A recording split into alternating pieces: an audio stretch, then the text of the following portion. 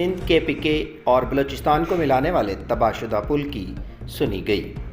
2022 اور 2023 میں سیلاب سے تباہ ہونے والے پل پر وزیر اعلیٰ پنجاب مریم نواز شریف کی ہدایت پر کام شروع۔ پنجاب حکومت نے پل کی لمبائی کو 30 فٹ سے بڑھا کر 50 فٹ کر دیا۔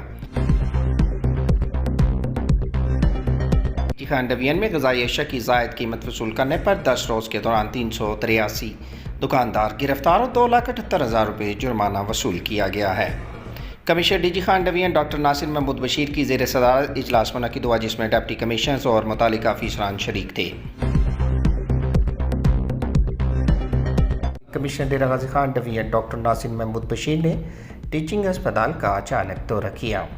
نئی عمارت میں سیوریج کے مسائل پر S D O engineering Rehan Karim کو معطل کرنے اور 48 گھنٹے کے اندر انکوائری رپورٹ پیش کرنے کے احکامات جاری کر دیے۔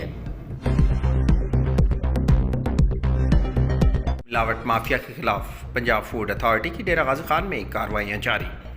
Director operations south Shahzad Khan Magsi اور deputy director operations Imran Khan کی سربراہی میں ڈیرہ غازی خان میں بڑی کارروائی۔ ملتان روڈ پر واقع کولڈ سٹوریج پر چھاپا، گندے انڈوں کی بہت بڑی برآمد، جن کی تعداد 1,53,360 تھی، جو کہ مختلف بیکریوں پر سپلائی کیے جاتے تھے۔